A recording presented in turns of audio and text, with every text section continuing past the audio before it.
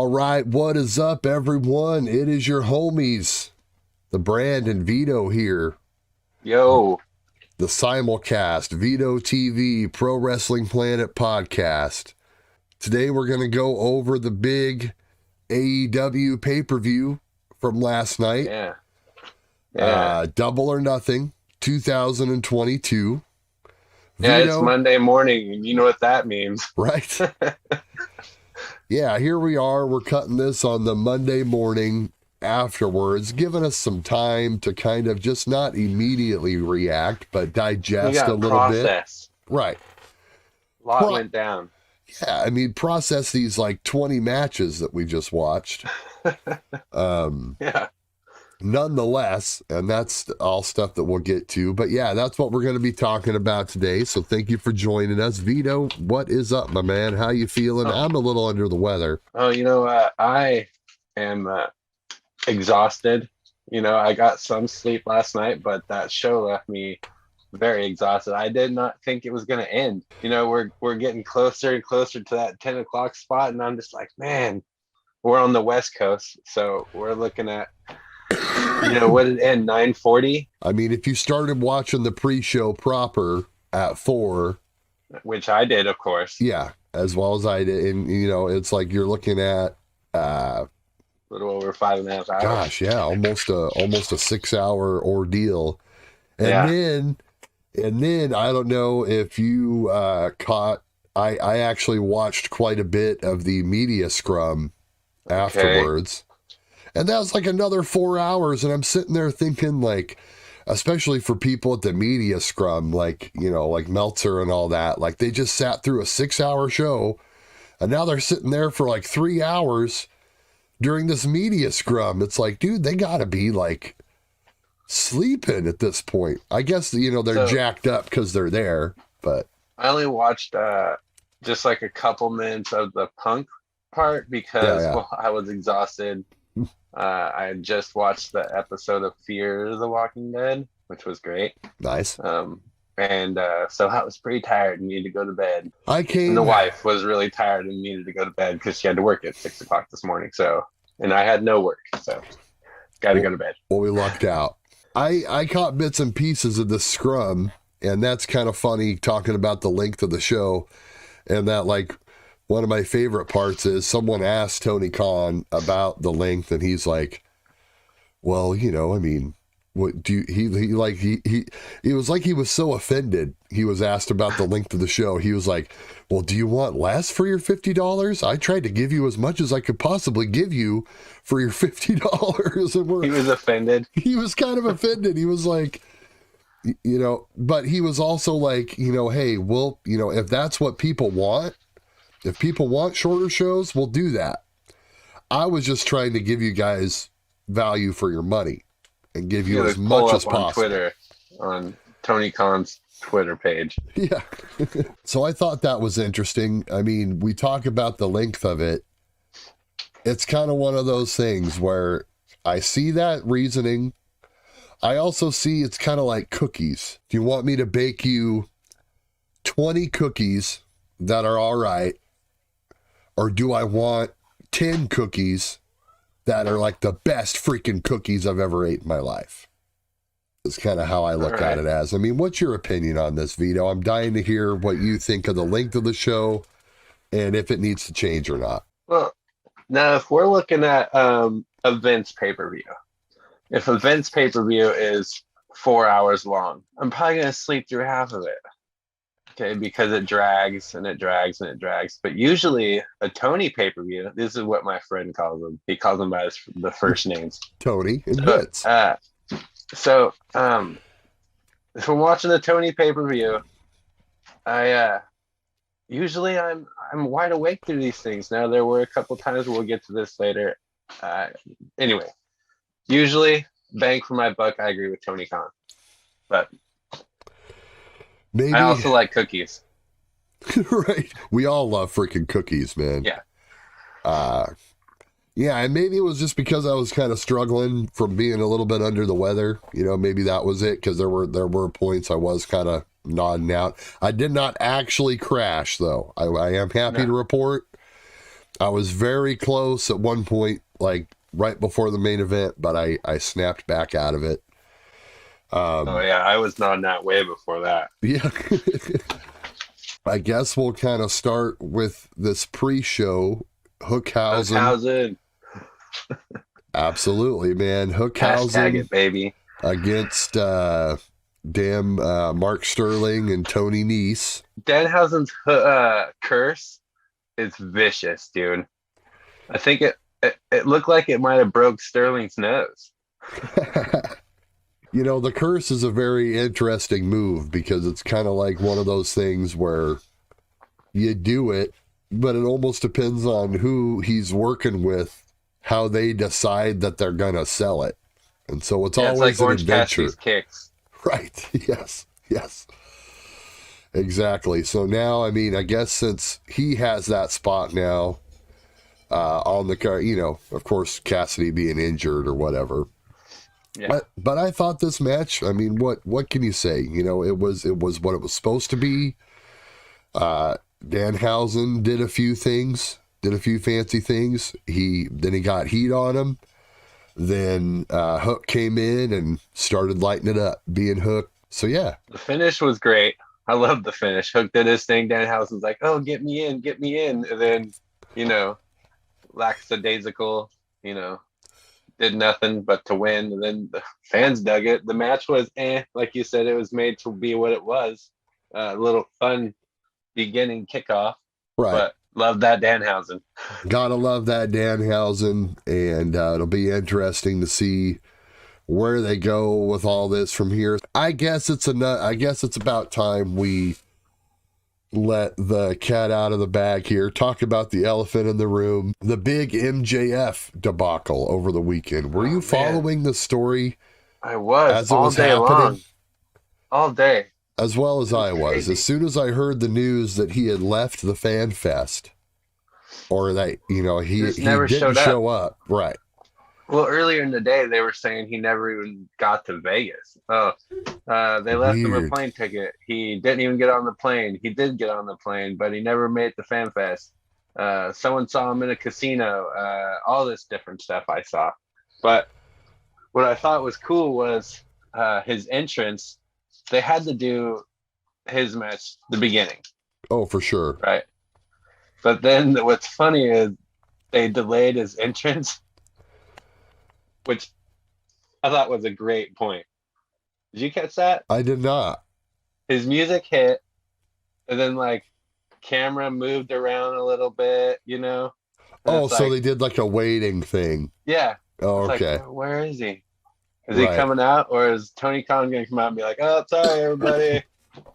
But no, he came out eventually. I thought it was interesting that they did. I mean, the announcers, as far as I could tell, they didn't talk about any of that stuff. And I know, so the whole day's actions. They did not talk about the situation at all, but they did during his entrance or shortly thereafter. They did show someone in the crowd with an MJF "Show Me the Money" sign being held up. That. And I thought that was interesting that they let that make broadcast, but they didn't mention anything else.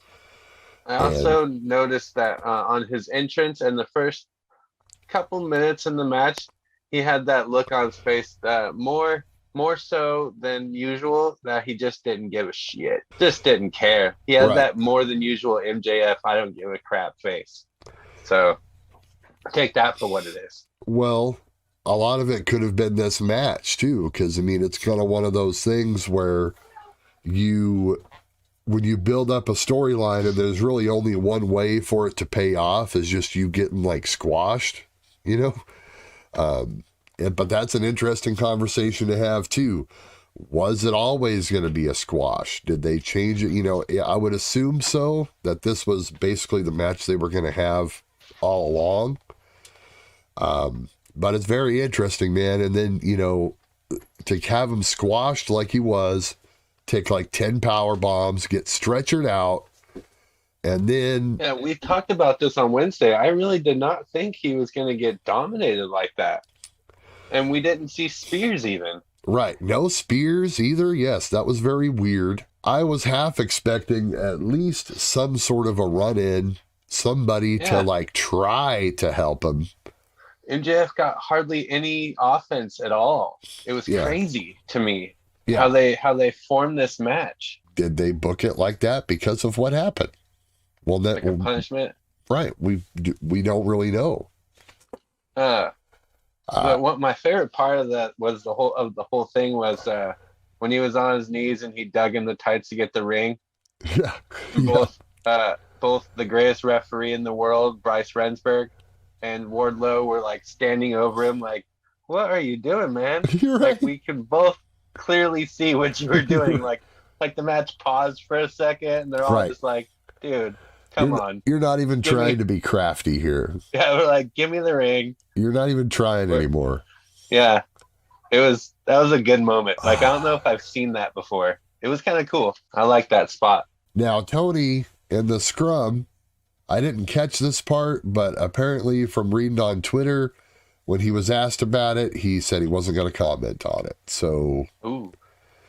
That's something that I also think is very, very interesting, because it's like, Could this all be a work? could it be?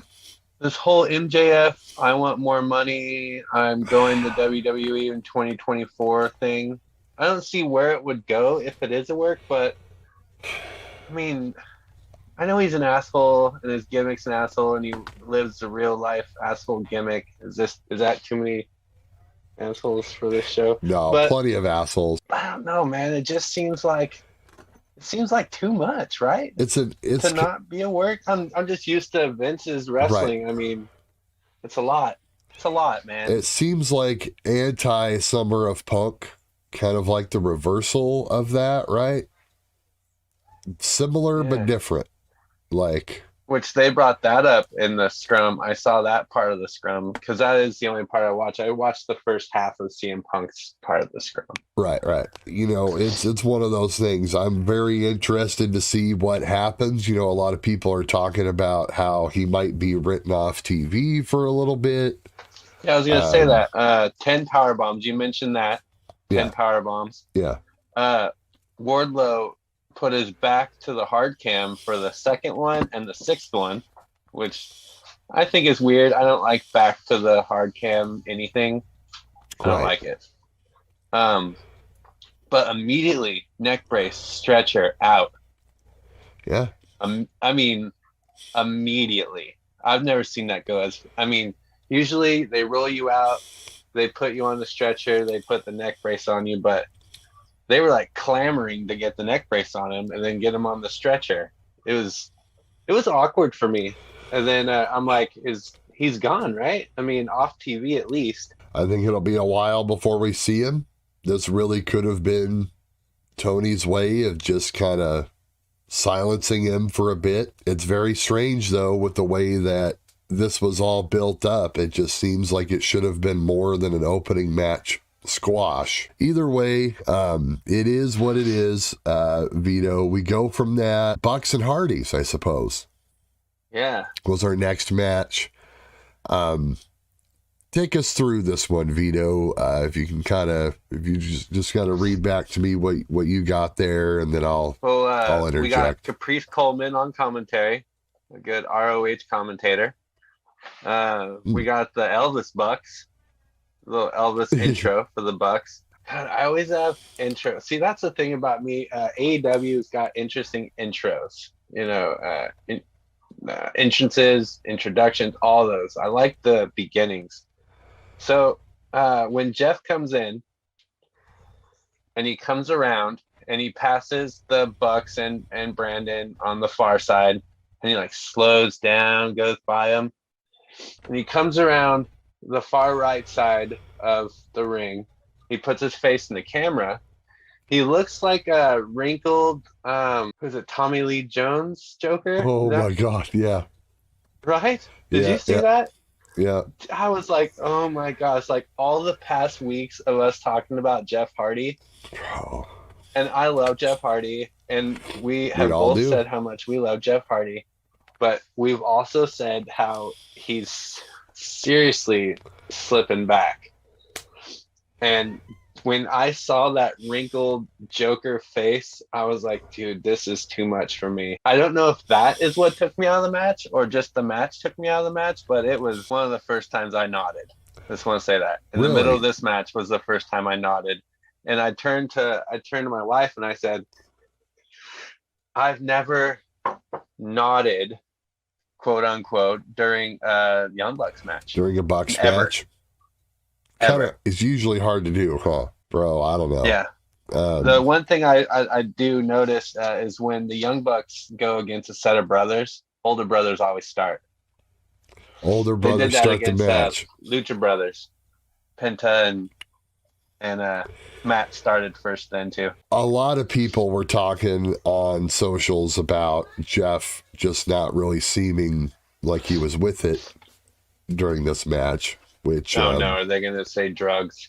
I don't know. I mean, I didn't really see that. It looked like he was trying to work as hard as possible. His boot wasn't even on. There's another. If you have a chance, go back. One of his boots were completely tied in, up under his pants the way they should be. The other boot completely flailed open. I don't know if it was the whole match or what. I stopped watching it because this match was awful. It was one of those things. It was a timing thing. This match could have been, maybe they could have done this on a TV or something. It seemed to me... No, they should have done it on a pay-per-view, but they should have done it like that last ROH match before they came back at WrestleMania. Did you see that match? Oh, I think it was a ladder match. Before their last WWE return? Yeah. Okay. It's like the night before Mania when they returned. Gosh, that was like 6 years ago now. It was amazing. It's crazy. It was amazing. One thing I thought it was cool was Nick Jackson coming through and kicking everybody. He took out Matt Jackson. He took out Brandon Cutler. And Nick Jackson's been living hard these last few years. Yeah. I was watching some of the first episodes of BTE before the show, and then seeing him there and then seeing him on the pay-per-view. I'm like, dude, you aged 10 years in 6 years, it seems like. He's still on top of his game, though. It's been pretty hard. Well, no, I'm not saying I'm just saying just from a look standpoint. Oh, yeah, nothing against the work or anything like that, but just man, he looked like a spring chicken 5 years ago. Being an EVP has aged him, the stress of it. Oh, for sure. Apparently. Oh, for sure. That plus thing, parenthood. Oh, yeah. What's he got, 3 kids now? Yeah, right. He's got 3 kids. Yeah, see, there you go. So Nick super kicking Matt, knee Matt and super kick Cutler. I don't remember what it was, but one of those 2 combos. That led to that was the first shot of the night that led to friends kicking friends, and it happened a few times tonight. Or last night. Yes. Which we'll talk about later. But it was a super kick. There was a super kick party where the Hardys were on their knees throughout the whole party. And I thought to myself, I was like, wow, I would not want to be on my knees through a whole party, especially a super kick party. Yeah, probably not the best idea. No, probably not the best position. And Vito, I don't know if you caught this on commentary. I didn't hear the announcers mention anything about it. But the Bucks kind of seemed like, at least with their immediate gear, like their headbands and their, some of the stuff on there. And Cutler was all dressed up like a tiger. We were in Las Vegas, home of my Las Vegas Raiders. And it seemed like that was kind of a slap in the face since the Cincinnati Bengals eliminated the Raiders out of the playoffs last season. I don't think that was a coincidence. I got more of a Siegfried and Roy. Okay. From it. All right. Maybe it just works both ways. You sour Raiders fans are reaching. Maybe so. Maybe so. But no, honestly, and that's why I kind of talked about the time of this match, is because it seemed to me, I didn't think it was necessarily bad. I think they tried to cram 20 minutes worth of shit into like 10 minutes. And from there, it was kind of clanky. It was kind of meh. It didn't really bore me so much as it just seemed like clanky to me. It just disappointed me. Hardy's kicked out of super kicks. They never did hit the BTE trigger though. The Bucks never got the, they were close to hitting the trigger on, I think it was Matt. And then everything turned around to where the Hardys, turn around and get the win. So yeah, Hardys get the win. You would think. I just want to point out Jeff hit a perfect swanton onto those stairs. Oh my God. That scared the crap out of me. I don't know. It's just kind of one of those things where it's just like, a good way to freaking hurt your back. I think he said, hey, Tony, remember that swanton I missed on Darby, one match? Right. You think I can get one of these Buckies to take it in this match? I'm going to redeem myself here. Bad, so I want to do it this time. So next, we had a small little video from the Scissor Crew. That's what I'm calling them. Oh, okay. Yeah. The Acclaimed and the Ass Boys. Okay. And basically Daddy Billy was going into the hotel room. They're all passed out. And anyway, that's all we got to say about the Scissor Crew. Anyway, moving on. Yeah, I missed this. So. Yeah, Scissor Crew. Not an official name, just what I'm calling them. Scissor Club. We got the Bullet Club and we got the Scissor Club. Yeah. Jade and Anna Jay. This was a little bit more than your standard Jade squash. It was better than I thought it would have been. This was an interesting match. I liked it. Yeah. It's probably one of the better Jade Cargill matches there's been in this streak overall. And then we get a couple big debuts at the end. There was some awkward action. You think so? I mean, I think it looked, as far as Jade Cargill matches, I thought it looked better than usual, but it wasn't nothing to write home about. I'm a Jade fan. Usually her matches are on point, but it's mostly her doing the stuff. I noticed that trying to set up some stuff, it was kind of awkward with Anna trying to do some more technical stuff. It almost looked like Jade was having a problem setting up more of Anna's technical stuff. Right. But overall, I loved it. Right. No Sterling to come out and no baddies to come out. She came out by herself. Right. But that changed, of course. So Sterling apparently selling the injuries from earlier, right? Yeah. But then we have the run-in from the old Malcolm Blevins, going Stokely Hathaway. Going back under the old name, Stokely Hathaway. He's involved with this now. And then after the match is over, we get the debuting Athena. Yes. First, Chris Statlander was in there. Excuse me. We get Chris Statlander coming down to help make the save, and then first Sterling came in with the crutch, like you said. Right. Like any good manager, he threw the crutch straight into Anna Jay. rolled it right into her. And then I think Johnny Hungy, of course, came out and hit, I think, one of the best brainbusters. Johnny Hungy hits a very good brainbuster. Brainbuster. I'm a fan of Johnny Hungy, John Silver. And I would have never really thought about this unless they had said something. I wouldn't have made the connection, but Excalibur made some kind of comment about how when Blevins came out, they had it was like he kind of like automatically replaced Sterling, right? And so it's just kind of one of those weird, like storyline talking points, like, why was he already like ready to go? Did she, Okay. I mean, I guess she thought that like after he got hurt, well, I'm going to have to call for backup or something like that. That's how they're going to play it off. Okay, now here's the thing.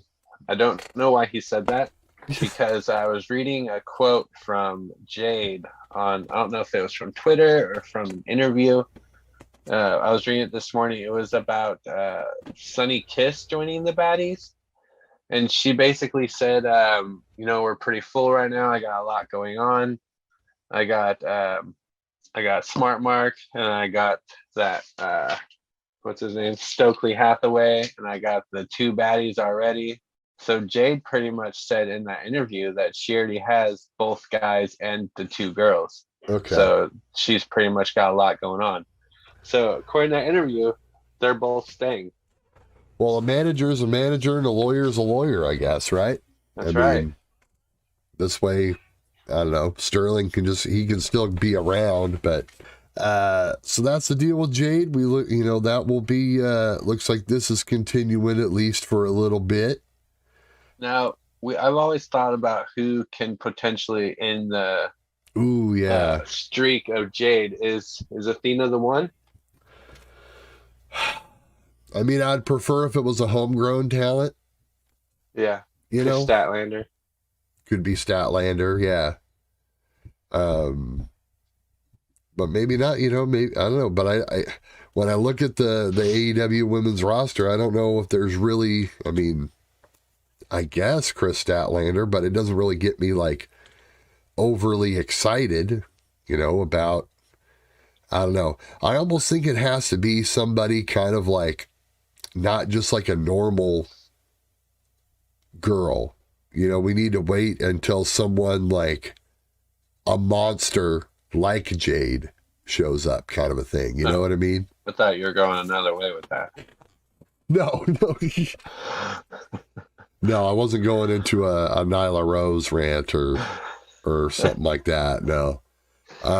But then again, I mean, maybe that hasn't happened yet, right? They haven't done that match. No. And you could think, I mean, I don't know what really her standing is in the company right now or whatever. It seems like, she's kind of getting pushed back down. Her last thing was losing the Thunder Rosa, I think Revolution. Right. So, no, that was that Battle of the Belts.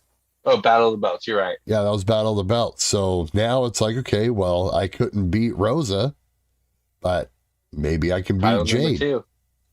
So I would be actually very interested to see that match, to be honest. If they could find a cool way to do it, I think I don't know, but I don't want just some small chick beating her is basically my point of all that. I want someone to come in and dominate Jade and give her what she's basically done to everybody else. Yeah, exactly. That's kind of how I feel. So, but moving on, Vito, we got, I don't know, man. This might have been my favorite match of the night. House of Black Death Triangle. That it was in the trios. The winner chicken dinner. That was a good match. Good finish. Good middle. Good everything. So actually, fast. At one point in the middle, one of the commentators, it was Excalibur, said there was a Donnybrook on center ice. Yeah. Dude, you get that said in the middle of your match, you got a good match going. Oh, for sure. Yeah. And I was, Vito, I wasn't really looking forward to this. I kind of felt like this was kind of a thrown in match on the card, and they literally did one of those things where it's like, okay, maybe that wasn't their perspective, that anybody like was really caring about their match, but they made people care by the time it was over. Hey, once again, entrances, great. Yeah. The entrances were amazing. House of Black looked awesome. Yeah, their paint was on point. Looked so cool. Right. Yeah. House of Black looked so cool. Buddy Murphy's paint. Yeah. he actually looked like a whole different dude. Target. Yeah. Yeah. So this is great. You know, it's hard to recap exactly what happened because we saw a lot of stuff. But this, of course, ends with House of Black winning. Ends with Julia Hart finally turning heel and joining the group, which she should have done 2 weeks ago. Why they had her like? And we talked about that angle when it was on Dynamite that night. Like, what the hell was the deal with that? Pay-per-view payoff. They should have just done it. I don't know. It was weird. You know. I guess. Couple points for me. Penta hit a middle rope slingshot. Middle ropes. Yeah. That was nice. Ooh, this was the match with the sick, the Destroyer on the apron, right? Yeah. Oh, yes. It's probably my favorite spot of the night. Pentagon. Another thing is, there was a moment for Ray Traylor. Did you hear that? Who was it? It was, I think, Brody King hit a Boss Man Slam. And they're like, oh, Boss Man Slam. Oh, we love Ray Traylor. Rest in peace, Ray Traylor, the great big boss man. I was like, huh. In the middle of a badass trios match, they have a little moment to give shout out to Ray Traylor, the big boss man. If you ever come to Cobb County, Georgia, serving hard time, that was more fun. Super kicks. Yeah. And then let's see. Fiesta Super Kick, not a Super Kick Fiesta party, Super Kick, but Fiesta Super Kick. A Fiesta Super Kick.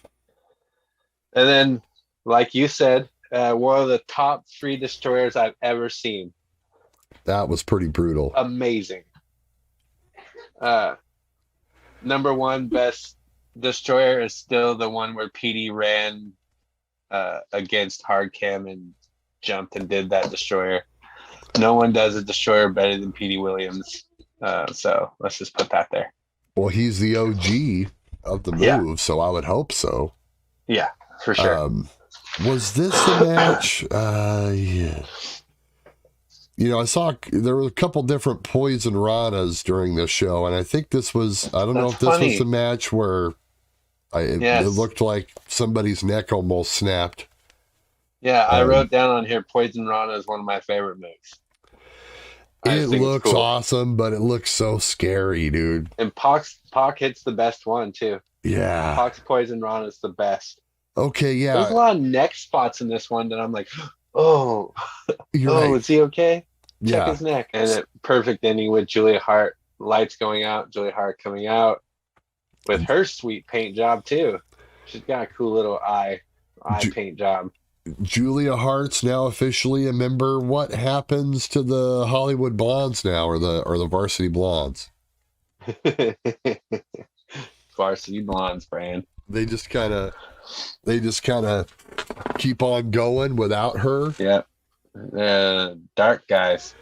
They just kind of go back Hang to out dark. on dark, boys. Yeah. I go to dark. What is the Owen Hart Foundation? I don't know. Because literally, we've been having this tournament for like 2 months. I've heard the name Owen Hart Foundation. I don't know exactly what it does, though. I don't know either. But for all of our fans listening and watching, please go look and maybe comment and tell us what it is. I'm gonna look right now. A bunch of different things. It looks like.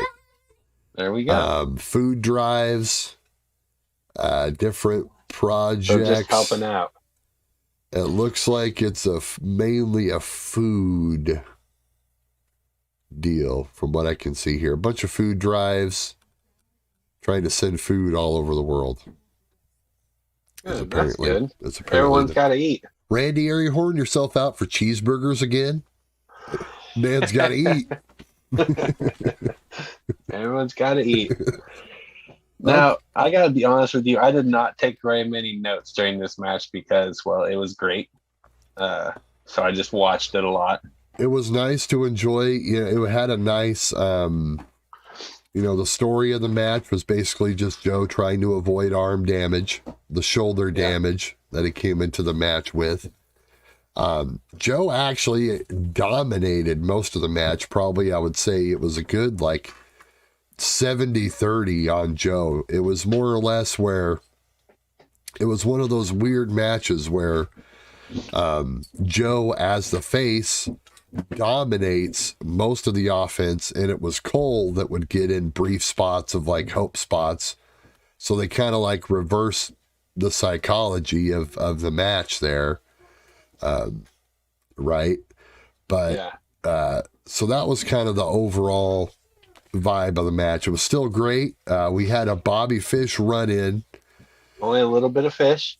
A little bit of fish. No Sanjay and Lethal. Right. Just, this allowed Cole to get another last second flurry of offense to hit all of his moves. Of course, he's not doing the, destroyer or anything on Joe. But yeah. Panama. Yeah, whatever he calls Panama it. Sunrise. Yeah. I just want to shout out to this. I just showed a little bit my Adam Cole Bebe shirt. There you go. Bam, bam, bam, bam, bam. I got it in my last All Elite crate box. This one right here. Bam, bam, bam. Hell yes. It's the one I did not do an unboxing for. So I just want to shout that out. You can catch other unboxings on Vito TV. The next one that comes out. Yes. We're all over it. All over it. I will hopefully have it as well. But yeah, Joe gets a solid 3 count. It wasn't, Joe actually sold that he was beat. And so we get Cole with the win. He kind of just goes to the back, and then we transition into the Women's Cup final. And then when they said ceremony later, I was like, oh, Britt's definitely winning. Right. But, and this is, look, we predicted this, Vito. We predicted this, after last week's Dynamite, when we went through the predictions, that it would end up being Cole and Baker. Now, They did throw me a curveball during this Britt Baker-Ruby Soho match. Britt Baker comes out with Rich Ward. With one Fozzy guitarist. One Fozzy guitarist. Ruby Soho gets the full band. She gets Rancid. All of Rancid. The legendary punk rock band of Rancid. They're all there. The crowd's going nuts because they're like, yeah, Rancid, we love this song. And this usually makes you think, if this was WWE foreshadowing, then Ruby Soho wins this match because she has the band, right? So I was like, I was thinking the other way. Really? I was thinking, she gets the band, so that's what you get, and then you get the L. It's like, hey, she got one guitarist, you got the full band, so it's only right that she gets the win, right? Usually, she didn't get the full Fozzy band. Chris Jericho wasn't up there singing "The Doctor Will See You Now."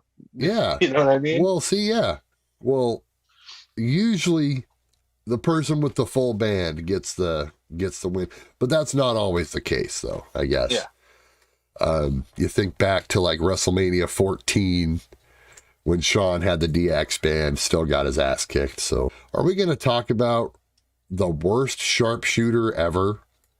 That They've Ruby been did happening since this damn tournament started. Can no one do a sharpshooter anymore? Is it like a lost art? They need to find someone in the back. Dean Malenko. They need to take Dean Malenko, take him to some school, and grab every single AEW roster member and have Dean Malenko teach every single one of them how to put on a damn sharpshooter. Chris Jericho too. Get Chris Jericho and Dean Malenko. Take all these kids and say, this is Sharpshooter 101 class, children. It's so easy. I used to put the sharpshooter on people when I was like 8 years old. Me too. It's because they can't. I noticed they're not gripping the knee. They're grabbing the calves. So when they go to sit on it, they just drop all the legs. So they're like, oh, they're not resetting. They're afraid to reset. Right. Okay. Yeah. That's the problem. They're grabbing too high. Yeah, because usually you'd see, Brett would kind of be like working with it, and like kind of shift himself into position. So I do want to say that there was a shotgun drop kick to the outside, RKO style. Right? It came like camera angle. It came straight from out of camera angle. It was beautiful. So into your living room. Yes. This match was a banger. It was awesome, and then they completely sputtered out with that. I mean, it was a nice match, and then the what was supposed to be their big dramatic spot with Britt, but also I think back to that now, and I'm like, okay, why was Ruby even doing the sharpshooter? You know what I mean? Because their plan, obviously, for that spot was Ruby sharpshooter on Britt and have Britt power through to the ropes, right? Do like the heroic like rope grab. When she's the heel, though, right? Or I mean, does it even really matter? Is there a heel and a face in this situation? I don't feel like there was Britt's more popular heel and face thing. Is it just because Britt's more popular, right? And no one really cares about Ruby? I think they just took the tournament for what it was. There's not really classic heel face. I think it was just two competitors doing their thing for Owens. Makes sense. I did like that Ruby came out with what was it? It's time for a change on the back of her jacket. Owens' old moniker. Enough is enough, and it's time for a change. Yeah. I'm not a nugget. Oh, yeah. That's something. The Nation Owen. Yeah. I'm not a nugget. I'm a That was one of my black heart, favorite damn it. Owens. That was one of my favorite Owens. I'm not a nugget. They do the victory roll reversal spot. It's a trademark hard thing. Is almost like their WrestleMania 10 match is kind of what I think they were homaging right there. The Brett and Owen WrestleMania 10. That's what I saw. So Britt wins this. Her and Adam have a nice lip lock at the top of the stage. Tasteful. Very tasteful. Not Sammy Ty. Right, lock. Yeah. It was tasteful. Right. This was, it was very PG-13, not Cinemax at 1 a.m. type. Yeah. Kiss. Now, I was fine with this, but Martha Hart, she's just so damn awkward. You know what I mean? She doesn't know what she's doing. I mean, she means well, but and she never said their names. Right. I don't know who you are. It was so weird to me. I was like, what? Announce who they are? No. Okay, well, now are you going to announce no? Okay. All right, so just never say their names. Never say how nice it is to meet. No? Okay, fine. Moving on. It was weird. Yeah. And, God bless her. She's had, the most horrible run of it with, what happened to Owen and everything. And no disrespect at all, but this was just kind of a weird, almost kind of like they didn't have a real plan for how this ceremony was going to look, and they just ended up kind of doing it. But it is what it is. They were both presented with a belt. They get to keep the belts, but they don't get to keep the cup, is the deal. Yeah. Yeah, they're nice. It was awkward, too. You can take the cup, but I'm coming back for it next year. Right. Yeah. It was very weird. Like you said, God bless Martha Hart. Yeah. Dr. Martha Hart. Yeah, she is also, a couple doctors in this segment, so. Go give some food to Owen Hart Foundation, folks. Non-perishable. And then next we get a match that I think this pay-per-view could have done without. Easily. If I'm cutting anything from this show, Vito, it's this next one. Scorpio, Ethan Page, and Paige Van Zant. Sammy, Tay Conte, and Kaz. I was very confused because, I guess I just missed the Kazarian Scorpio, like, you know, I know that they had that match or whatever, but I didn't know that they had like officially like disbanded or whatever, or like turned against each other. And it created a weird situation where Kazarian was like the only babyface in the whole match. The crowd was dead for this. And the story kind of was that Kazarian kept yelling at Sammy, who was distracted with his woman and, you know, everything else. He was so distracted that he ends up actually super kicking his own chick. Amazing. Is basically what this built to. It was a great shot. It was pretty stiff. Yeah.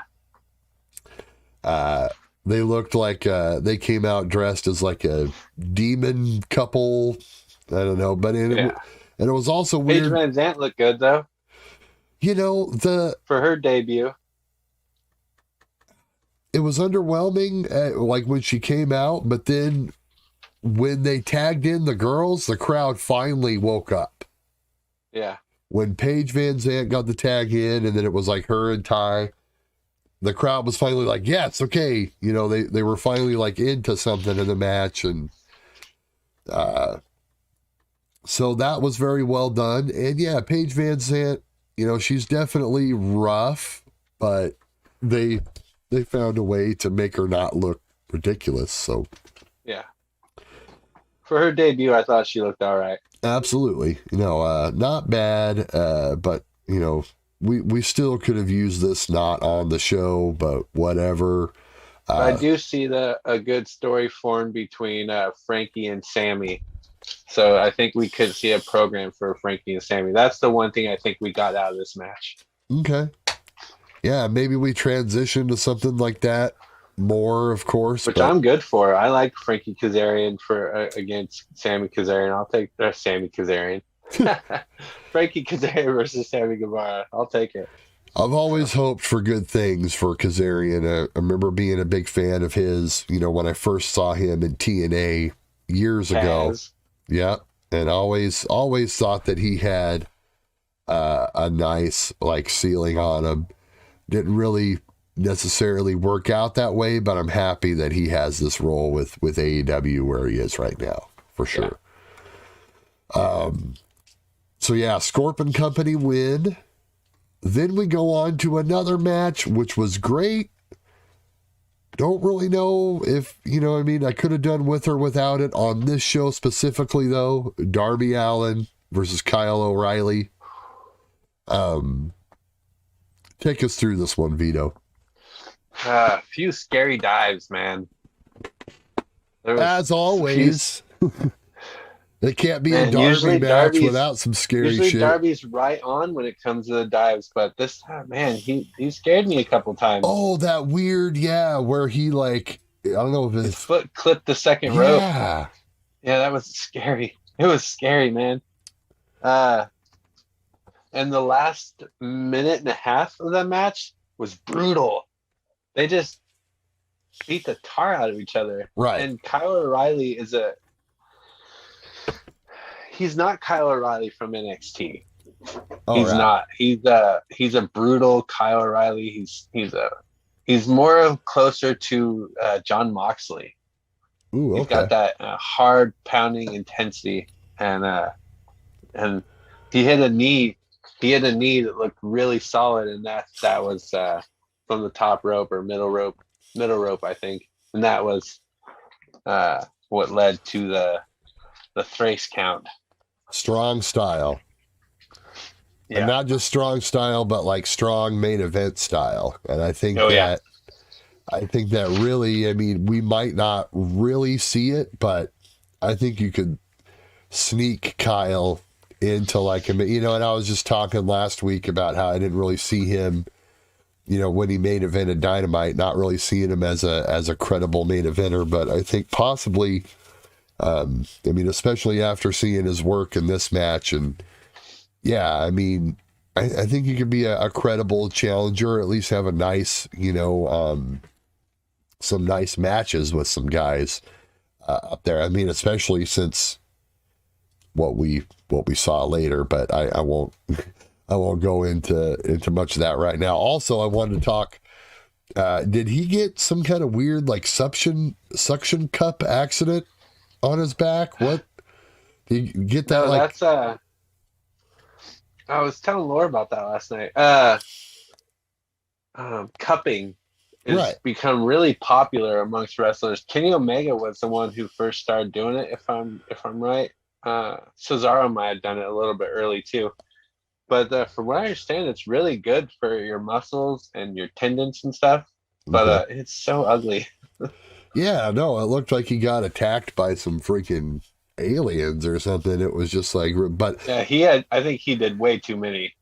It almost looked like a tribal tattoo. right. It also, but Yeah. it did also look like he got, like he was just like brutalized, like all these bruising and By an octopus. yeah, octopus bruising. There you go. I mean, at this point, we were just about at the 3-hour mark of the actual show itself, which is usually where I like, where we're kind of trained to think, that's how long a show should go. So at this point, I was really starting to wonder how the rest of the show would play out. Impressive coffin drop to O'Reilly on the apron by Darby. I did put that down here. O'Reilly goes over. Were you shocked by O'Reilly going over? No, just the way he looked during that match. Like I said, he looked very Moxley-esque. Yeah. He was really brutal, and no, I was not surprised at all that he won. I think for some reason they're going a little soft on Darby, and they're going a little harder on Undisputed Elite going into Forbidden Door, I think. It's fine. I think that this definitely helped O'Reilly, at least to a degree. Yeah. Just being taken more seriously, getting a big win over a fan favorite like that in Darby Allin. So, yeah, I think you're also right on that too. That they're trying to build the Elite just a little bit more, especially with all this Forbidden Door stuff coming up. Forbidden Door. Then we get Deeb. Which I wish we would have got more of. Yeah. We'll talk about what I was disappointed with later on. We only have like 4 weeks till that show, so there's going to have to be some busting out of these angles with these NJPW guys. But I almost wonder how much angles and stuff they actually do for the show. Maybe they just do a few angles and the rest of them are just kind of like matches. Because no one really, you know what I mean? It's one of those things where you're watching that show to see the action. You don't really care about storylines. Yeah, they're not going to concentrate on storylines for that show. So that's where I think they're going with that. Yeah. Deeb and Thunder Rosa. I thought this was good. You didn't think so? It was good. I'm just sad Deeb didn't win. Anyway, spoilers. Yeah. I really wanted Deeb. They worked. I mean, she shaved her hair and got implants for some dirty old man. For some pervy old men. Yeah, no, I mean. I thought it was funny that Thunder Rosa had to hold her hat the whole way down to the ring. Did you notice that? She had to hold her hat the whole way down to the ring because it just sat on her head pretty much. That big hat that she was wearing. Yeah. She had to hold it the whole way down to the ring so it didn't fall off. I thought that was kind of funny. That would have been a botchamania moment. Yeah. It was a great submission match. I think it should have been an I Quit match. I think that would have been better with how many submissions they did. I think it should have been an I Quit match. It would have made it so much better. Ooh, maybe they have another one and Deeb wins the I Quit match. Ooh. They could. There we go. There's Vito booking again. The crowd seemed kind of soft for this, but I guess it was just them being tired though, right? Because the match was fine. it's not like it was bad, but I think it just, this was the point where everyone needed to kind of take a breather, I guess. You know, and the crowd was kind of like this during the O'Reilly Darby match too. That's why I said it could have been like, I think that is one that should have been sacked possibly if we were looking to cut, time from this thing. This is another match I didn't take very many notes from. Basically, great submission match.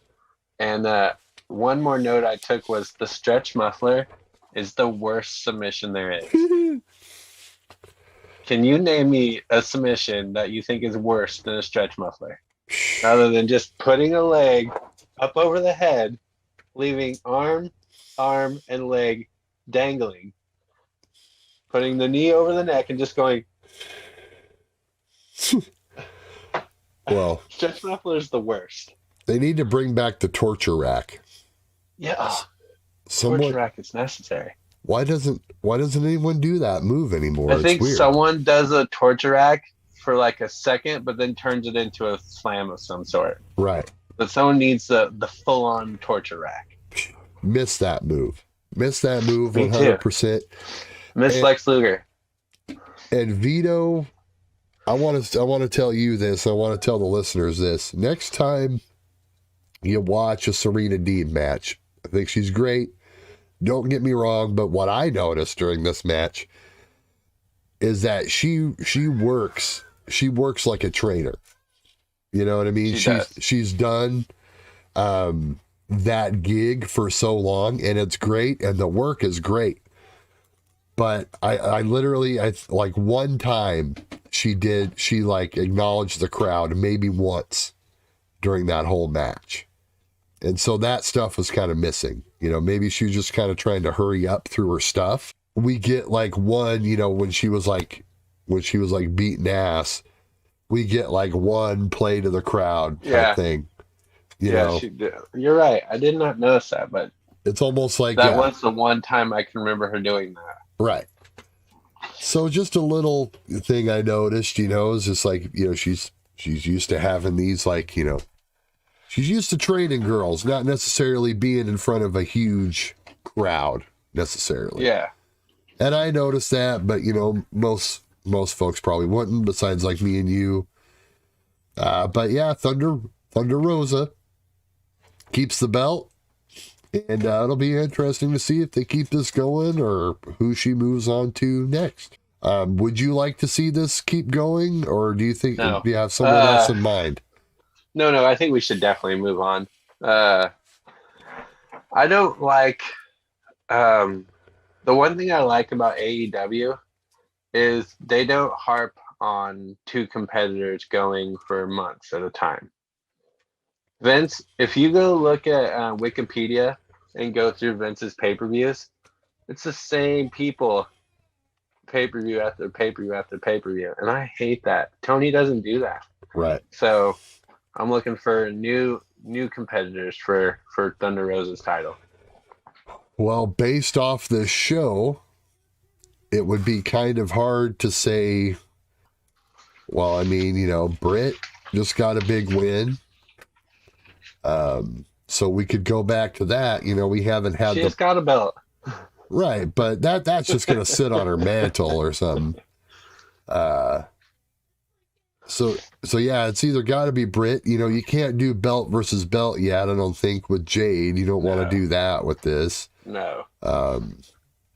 So I mean, I guess we go back to Britt Baker. She gets her official rematch, maybe. Oh, that'll make Becky Lynch happy, wouldn't it? Right.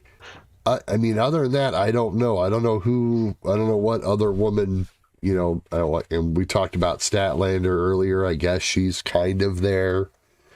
I don't know. We'll see. Or maybe they could just piss everybody off and have Ty Conte beat her. That would piss everybody off. I'm up for it. Hey, I like Ty Conte. Well, hey, there you go. Yeah. Next, Vito, we get Anarchy in the arena, Hold on pal. a second. Okay. The Dapper Yapper, Justin Roberts, is in the middle of the ring looking as dapper as usual. He has the weirdest look on his face, and he goes, "Ladies and gentlemen, shit's about to hit the fan."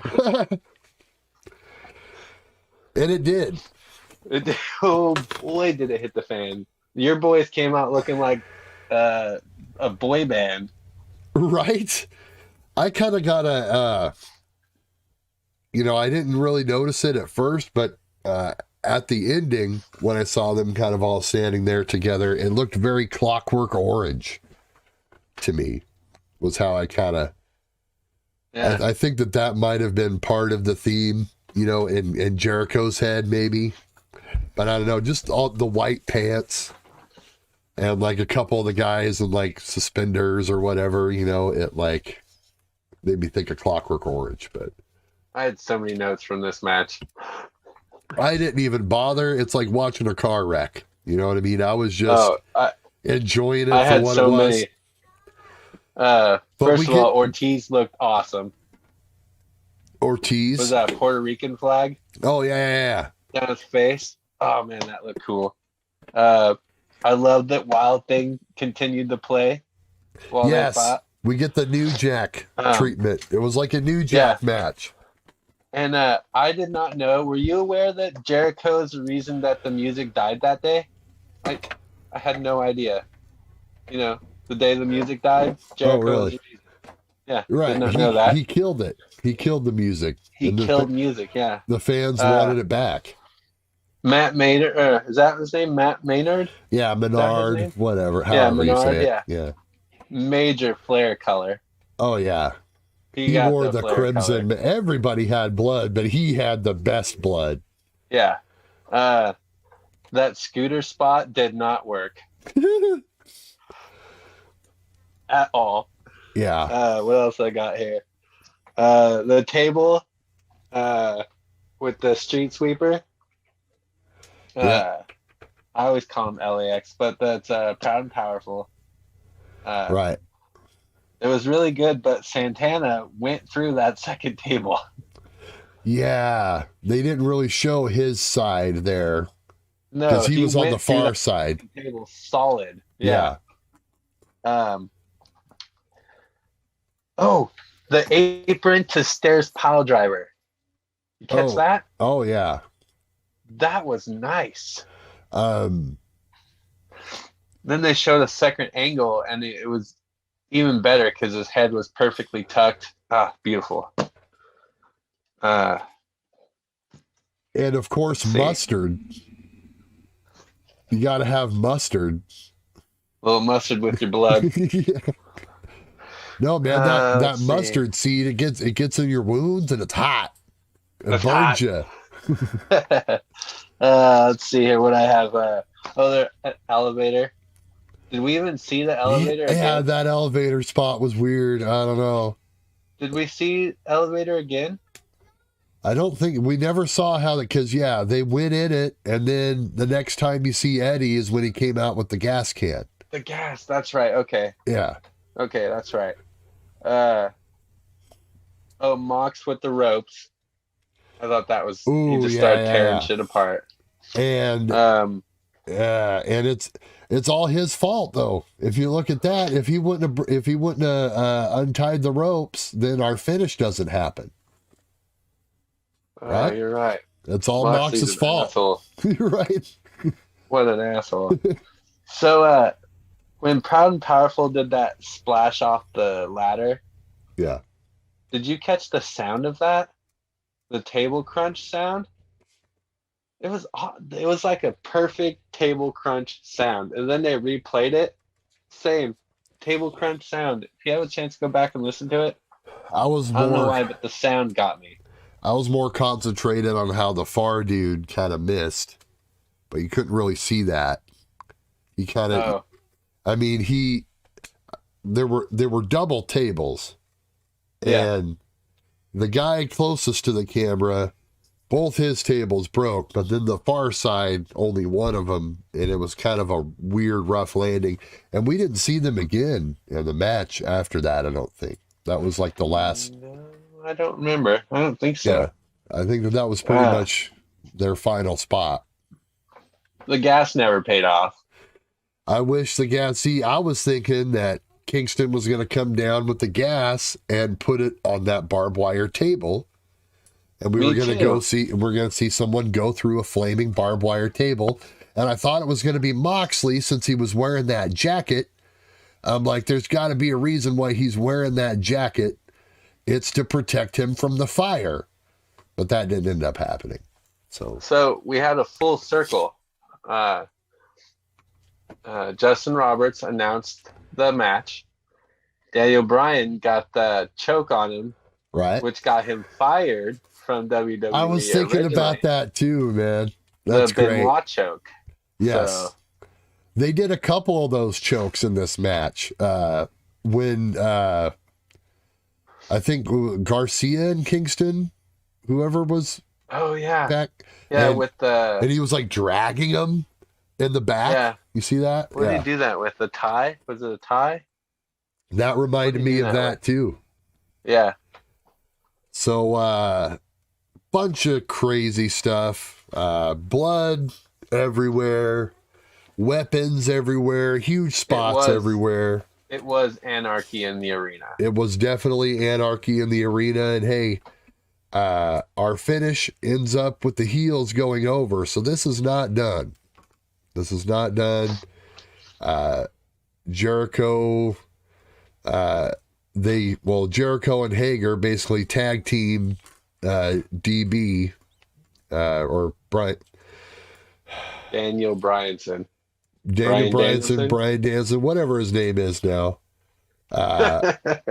Hey, gets choked out with the rope, which Moxley undid. And Mox. And that's so this is going to continue. Blood and guts.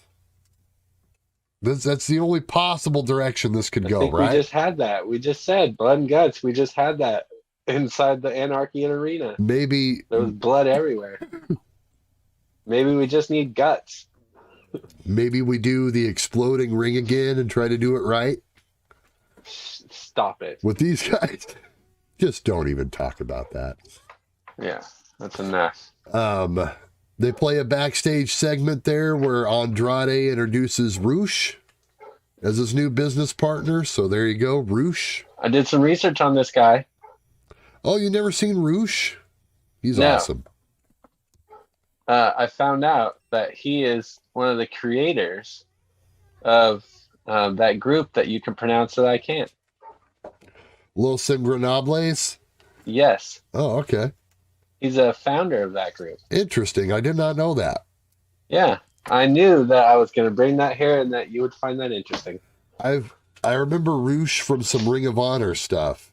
And the couple Ring of Honor matches I saw him in were great. So, don't know what they're going to do with him. Andrade seems like he's kind of floundering, but, maybe this helps.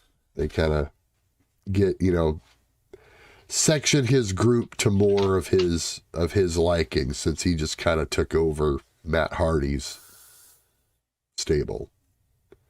I thought he was just going to kill the stable right there. I thought he's like, all these guys are losers. I don't want no more of it. They should. I mean, that's kind of what I think that they're trying to do. I thought that's what he was saying. He's like, all these guys are losers, done with it. But he's like, nope, here's another guy coming to join the losers. I'm like, the loser group.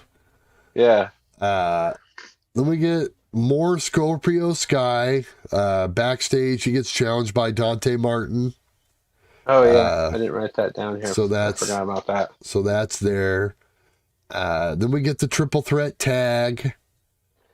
And this Swerve in Our Glory. Swerve in Our Glory is what they're called now, apparently. And I also put that Starks and Hobbs' Titantron movie looks like a creator wrestler, like one of the generic creator wrestler backgrounds in 2K. A lot of AEW's guys look like that. Yeah. Like stars or right. Palm trees. Or, yeah. Yeah. It's like, come on, man. There are indie guys that have better Titantron, movies that they made themselves. So there's one thing I want to say about this match. I like the rules of this match. How there was only 2 guys in the ring at one time instead of 3. Because the last couple trios, not trios, but 3-way tag matches I've seen, they've had 3 guys in the ring at each time, and I thought that was a cluster. I didn't enjoy that. Well, But two guys in the ring tagging whoever they want. I like that. That's good math. I think they should open it up also to where there's, because a lot of those, like the real trios matches, like down south, a lot of time there's not even like actual tags or like anything, anything like that. So it's like, it's really weird because this is where I kind of like, during this match, I enjoyed this match, but this is where I kind of started to fade out just from being sick and everything and just kind of waiting for this. Jungle Boy, Luchasaurus, though, end up keeping the belts. Keith Lee. We were both wrong here. Keith Lee did a power bomb on Jurassic Express, where he basically took Jungle Boy and powerbombed him on the back of Luchasaurus twice. Yeah. I saw that. That was cool. The match, mostly chaos. Very, very kind of sloppy-ish. Good spots as AEW does with their big matches. Starks hit a slingshot Rochambeau.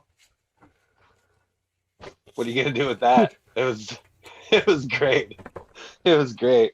Starks is great. I think he's untapped potential. Oh, for sure.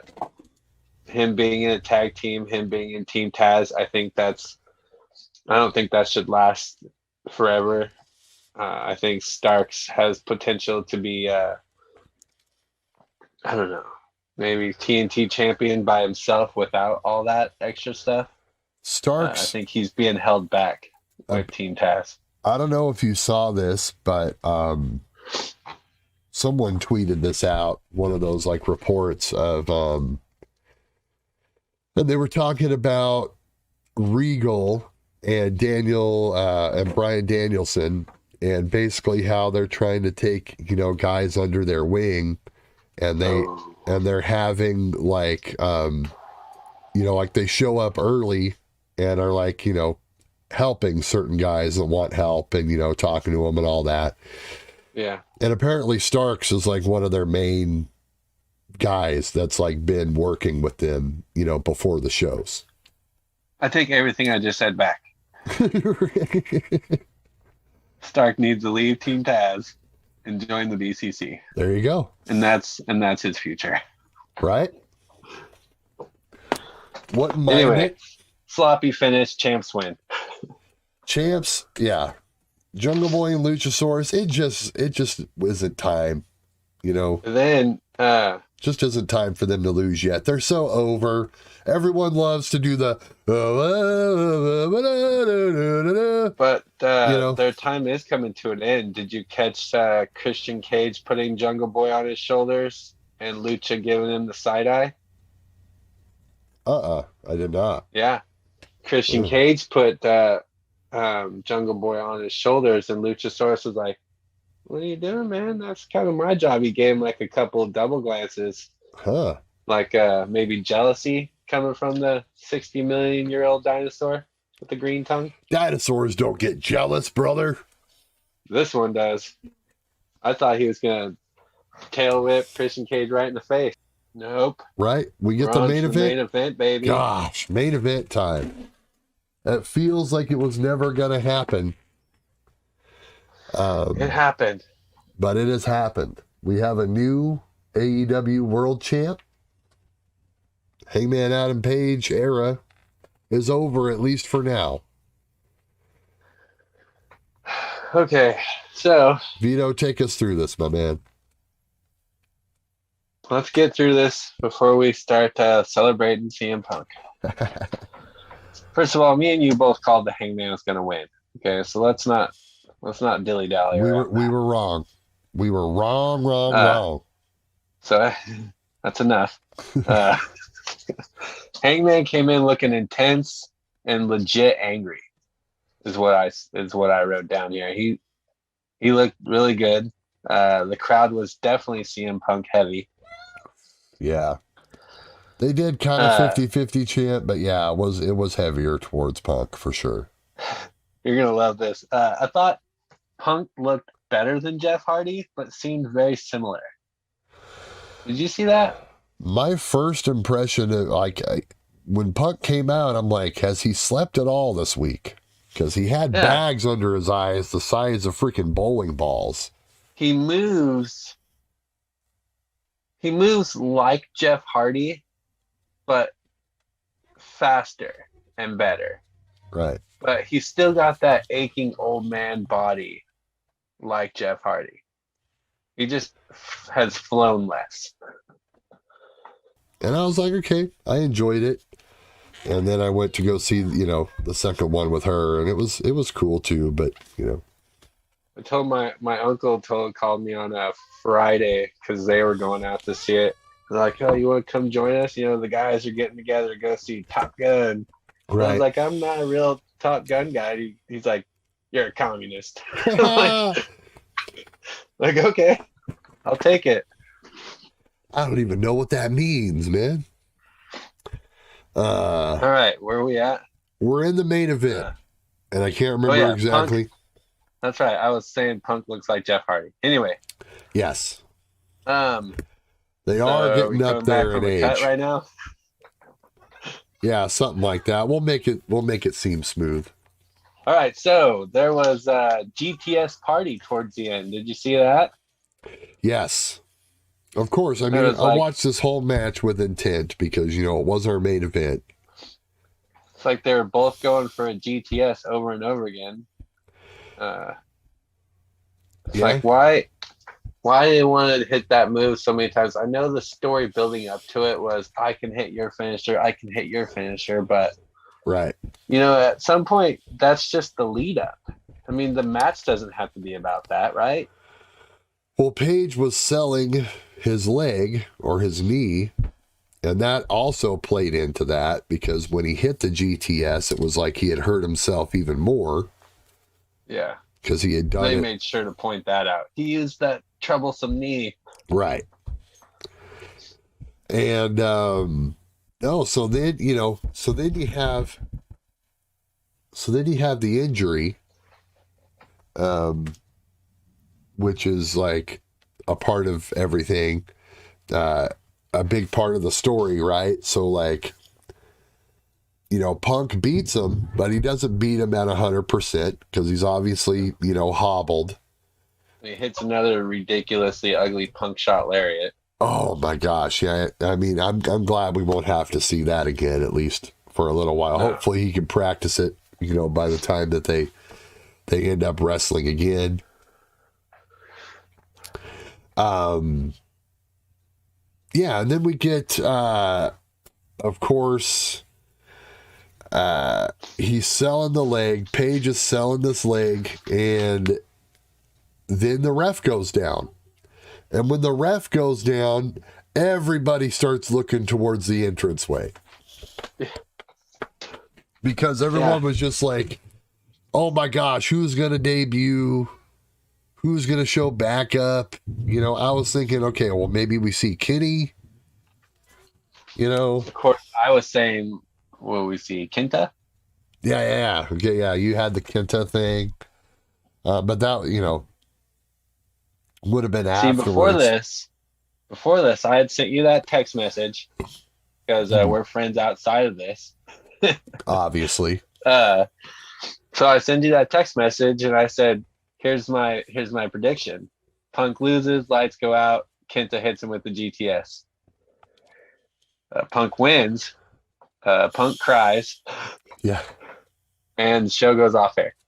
So I was way off. Well, it was such an awkward finish. There were so many awkward finishes tonight or last night. Well, it was nice that they let Punk have his moment, right? So that was nice that was unspoiled. But yes, this was the ref goes down. Page second guesses himself like he's not supposed to do, right? He starts not believing in himself again, is thinking about doing the belt. If he would have just laid him out with the belt, he would still be champion. But he decided not to, and that cost him the match. You think this, with that belt thing, with him losing, is this introduction for a full heel Hangman? You know, I didn't use the belt, and now my title's gone. It could be. I don't necessarily. I mean, I think a lot of people are on that wavelength, because we've been kind of waiting for like an official heel turn out of this for one of the guys at least, and it looks like it was going to be Page, obviously. Yeah. And because that media scrum, Punk said that he's enjoying being a face. He's good at it. And blah, blah, blah. Anyway. Yeah, no, and I think that makes more sense. I think it makes more sense to have guys like Punk and guys like Bryan, guys that people want to naturally cheer for. Just keep those guys' faces. I kind of feel that same way with Jericho, right? Because it's one of those things where the guys that have built up names like that, people don't really care either. You know what I mean? Like if you are a dedicated fan watching the shows every week, of course, you know whether they're supposed to be like heel or face, and you feel it doesn't really matter to you what they are because you like the guy. Yeah. Right. And then so it's like, let's just keep it simple like that. I keep going back to this thing, this example. I don't know if I've ever told you this story, Vito, but years ago, gosh, I want to say this was back in like 2011. This was like one of the first times that WWE came and did the house show in Eugene at Matt Night. And I took a couple of buddies of mine, and, you know, they weren't necessarily guys that like watched wrestling every week, but liked wrestling and were familiar with, you know, most of the guys on the show. And I remember Jericho, funny enough, Jericho being on the show. And in 2011. In 2011, yeah. In a WWE house show in Eugene, Oregon. Can't remember who he was facing, but Jericho comes out. And my buddy was like excited to see Jericho because he's like, oh my God, it's Jericho. You know, man's a legend. And he's like, yeah, Jericho, you know, when he comes off. And in the middle of shiny all this, jacket, Jericho? I think it was. Yeah. And, but he was going back and forth from like heel face kind of thing, you know, during this time frame. So my buddy, you know, he's like cheering for him, and then all of a sudden he's like noticing that like most of the crowd is booing him. And he got on, he's like, well, why is everyone booing Jericho? And I'm like, well, right now he's a heel. Oh, he's like, oh, okay, boo, you know, and he starts shaking. But it was like, as a casual fan, you can't keep track of, you know, all this back and forth. You just like the guy. In wrestling, the story is you fall in line. Right. You fall in line with whatever happens, right? What do they say about wrestling? Suspend belief? Is that what they say? Suspend your disbelief. Yeah. Suspend your disbelief. That's what wrestling's about. I mean, what they're showing you on TV, that's what's happening. And you got to be down with it, or, you know, they got 2 words for you. Don't watch. Well, and suck it. Yeah, no. So that's the thing. It just reminds me of like where you don't really care what's going on. You just like the guy. And I think guys that have transcended that are guys like Punk, guys like Bryan, Mox, the real popular, quote unquote, you know, WWE guys that they've brought in. it's just hard to keep those guys. It's hard to make those guys and keep those guys heels, in my opinion, because See, I won't call those guys WWE guys. really, Punk, Mox, Danielson, Joe, Cole, none of those guys. I will not call them WWE guys. Those are indie guys. Those are indie guys that got called up to WWE. Randy Orton, John Cena, Batista, those guys. Those are WWE those are guys. true WWE guys. Those are Ohio Valley Wrestling guys who were trained, farmed, and produced right there. This would be a great topic for just like a standalone show in of itself, because I do see what you're saying there, and I think you got a great point, but I also think that like most of the world would not know these people unless they had the huge WWE train push behind them. Yeah. And that is a huge part of their recognition. And yes, they're maybe not necessarily born and bred WWE guys, but that's Jericho. I would even consider a WWE guy because he came from ECW, WCW, WWE. So I would technically call him a WWE guy. But he also, he came up on, what was it? Like Smoky Mountain at first. Yeah. And he did stuff in like Mexico and Japan and all that stuff prior to, you know. So it's really kind of one of those things. I mean, you can debate it all day long. And another part of it is that's our perception, right? Because we're such hardcore fans. We have that in our minds, and we recognize that, and we can remember, oh no, that dude started in Ring of Honor, or that dude started in Japan, or whatever. But I'm just talking about to like the casual wrestling audience, which may or may not exist anymore. That's another thing people are arguing about on Twitter nowadays. Is the IWC changed everything, right? Which is the internet wrestling community for anyone for those not in the know. Yeah. So yeah, that's a great topic up for debate. Vito, I'll kind of close it out with you here by asking you this. So what's next? We kind of talked about what was next for Paige, but I mean, what about Punk? Who's the next challenger? Who's ready to go after the big gold prize? I mean, is it somebody on this show, or is it someone not on this show? It could be somebody not. If you're looking at this show, I mean, what do you put Adam Cole back into that spot? No, I mean, do you put someone from the BCC in there? That's possible. Well, they did lose. I don't know. Maybe a tournament? I don't know. Maybe Jericho? Maybe we do Jericho Punk again, or, I don't know. Maybe they do the rematch first. I trust Tony in whatever he does. Ooh. I'll take a rematch. Right? I'll take a rematch.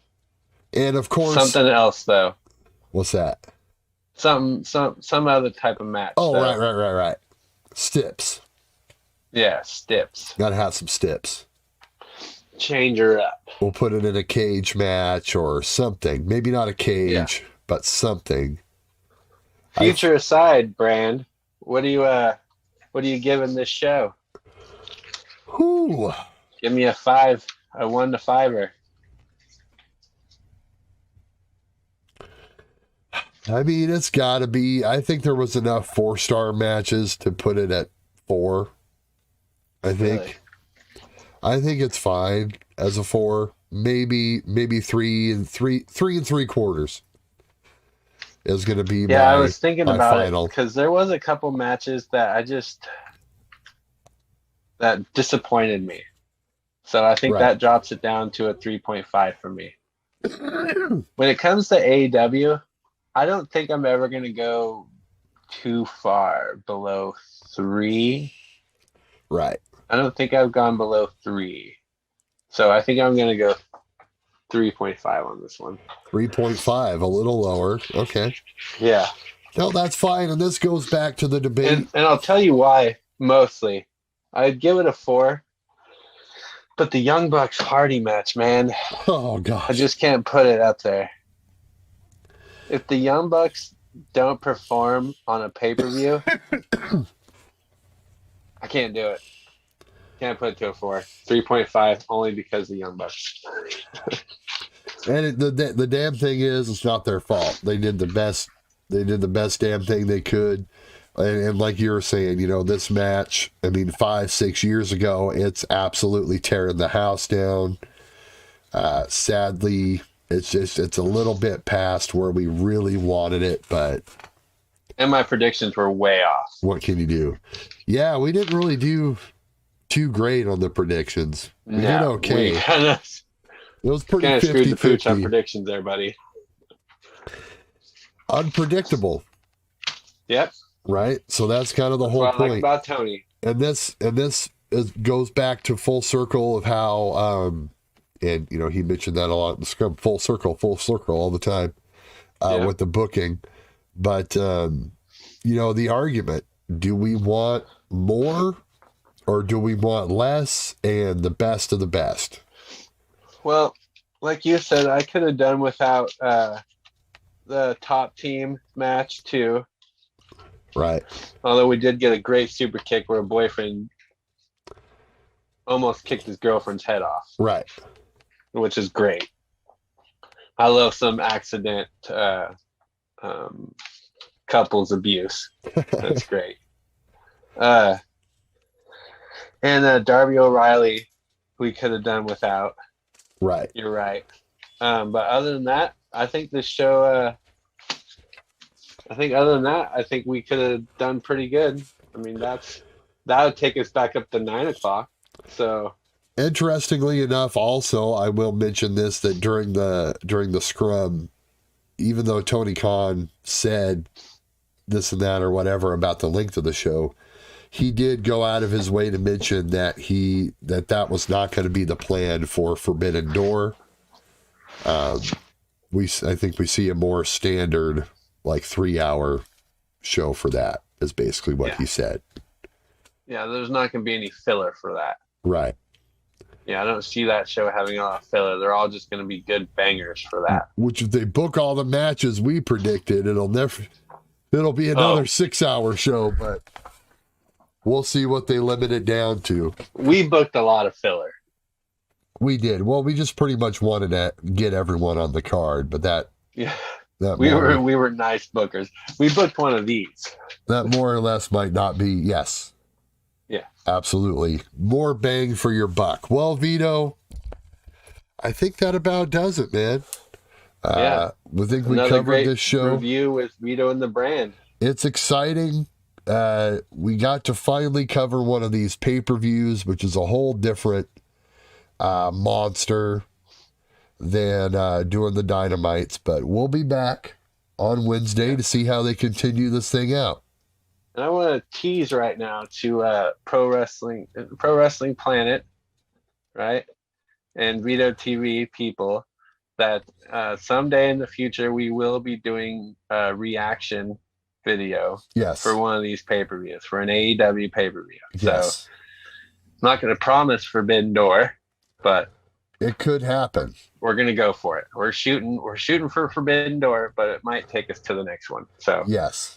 Look forward to that. We will be either live reacting, live podcast, something like that. I'm not sure exactly how the setup will be, but we'll end up doing it. And we'll also do the review too. So we'll do the live reaction for a pay-per-view and afterwards do a review. So look for that in the future. Sounds fun. You can find Vito on Vito TV on YouTube. You can find Pro Wrestling Planet at pwplanet.com. And that's about it. Vito, man. And on Spotify. And on Spotify. To it on Spotify. On Spotify. Vito, thank you very much for joining me, man. I guess we'll check each other out Wednesday and see Brandon, it's always a pleasure. What the great TK has in store for us. I can't wait. Thank you, Tony Khan, for a great pay-per-view. You're the best, Tony. You're the best, Brandon. You're the best, Vito. I love you, man. All right. Until next time. See you on Wednesday. Wolfpack. Ah!